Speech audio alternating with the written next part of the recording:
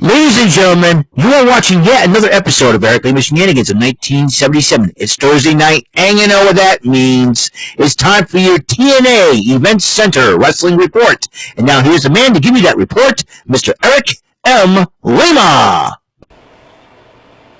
Thank you very much, Mr. Announcer, sir. Well, hello there, everyone. Welcome to yet another episode of Lima Shenanigans 1977, episode number 1522, I do believe. Yep, 1522 of the show. Last video of the day, and there's still fireworks going on. I got my sister's dog right below me. She's sleeping right now. She's sleeping right now, trying to stay safe from the fireworks and all that good stuff, because fireworks do scare dogs. So if you hear people do fireworks out there, you have pets in your house, please make sure and check up on them and make sure they're okay.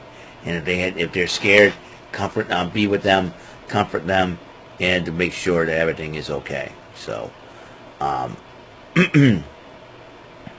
so with that being said, so hope you guys had a wonderful 4th of July. We just got finished done Rant and Rave just now, episode 247, not too long ago. So there's that.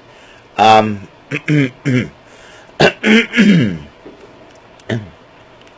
we're going to talk about what happened on TNA Impact. As you know, the Road to Slammiversary does continue on in July, July 4th edition. And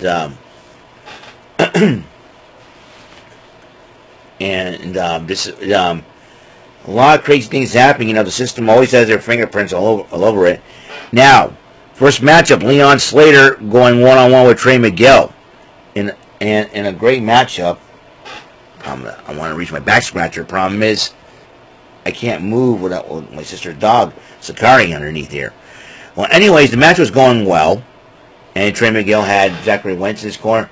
It was a heck of a matchup until Charlie Dempsey from NXT showed up and attacked both men.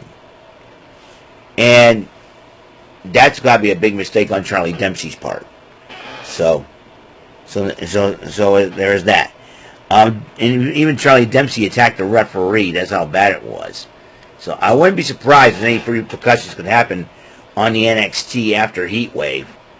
So there's that in mind. Gia Miller interviewed the Hardy couple, Matthew and Rebby Hardy, as they're about to face the Edwardses, Alicia and Eddie.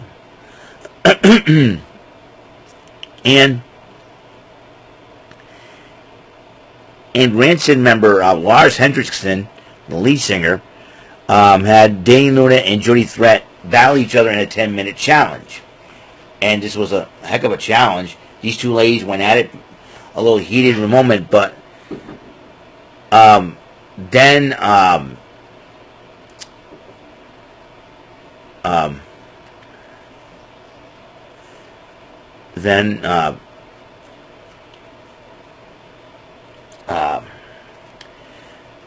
the Knockouts Tag Team Champions, the team of Alicia Edwards and Masa Slamovich, ended up attacking both ladies, and the matchup ended up in a no contest. And just like the other matchup, Slater and Miguel ended up in a no contest, and because of the attacks that have been happening.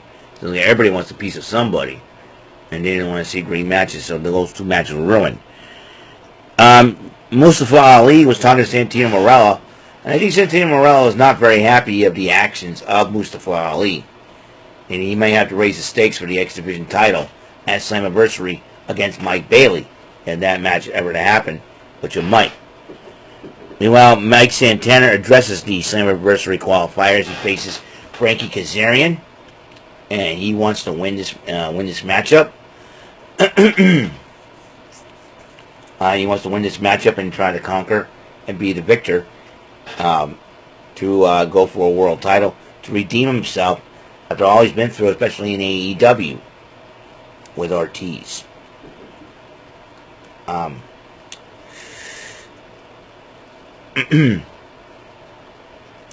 let's see. And then they leads to the Summerversary qualifying match, Mike Santana versus Great Kazarian. And during the matchup, JDC, Johnny Dango Curtis, got involved during the matchup. Nick Nemeth, I think, trying to get involved as well. But but it didn't work out. And but Johnny Dango Curtis had Mike Santana taken out, and Frankie Kazarian won by countout, giving him the ability to qualify for the Slammiversary matchup for the title. ABC addressed the Slammiversary for the tag team titles, and they said that more fireworks, guys. You know, more fireworks, and that's why my sister's dog is inside my room. I'm not, but I couldn't even budge an inch if I wanted to. Poor thing. Sakari, you okay? Hopefully her mama will be home soon to take care of her. And it's very, very difficult. I don't know if I want to get any sleep.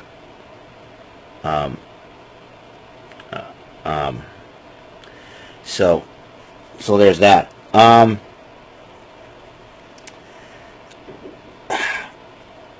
Where was I?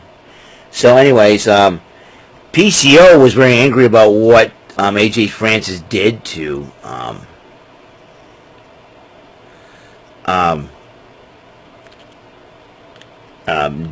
Step to Lander.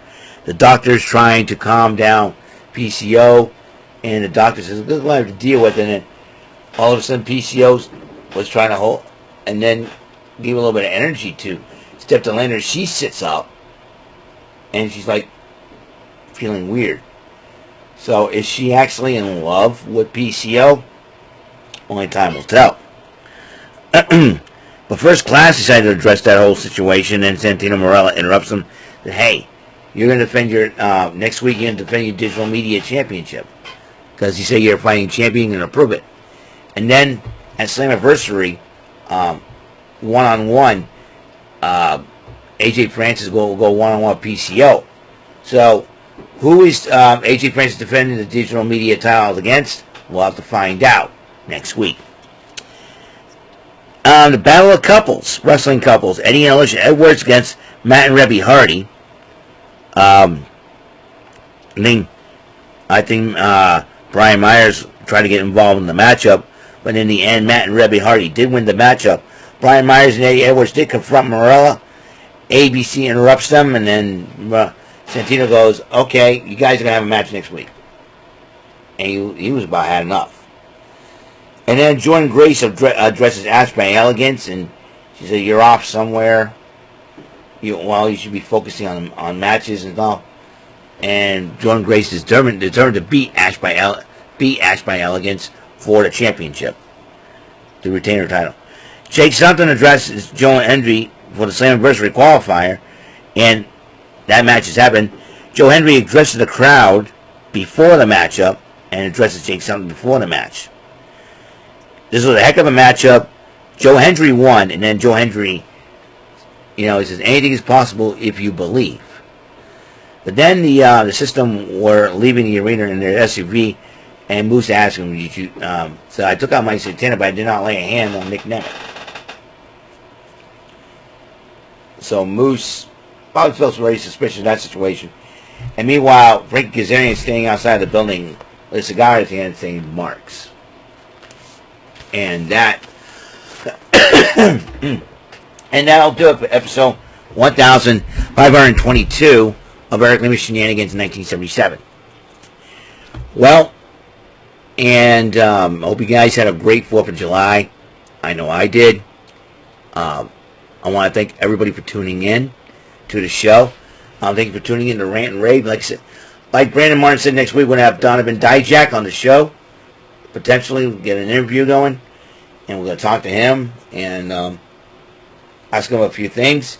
So, with that being said, this is all from good for now. Tomorrow we're going to have this game of strategy, luck, knowledge, and daring, Bullseye. Thank you for tuning in, and until the next episode comes rolling around, Mr. Announcer, take us home.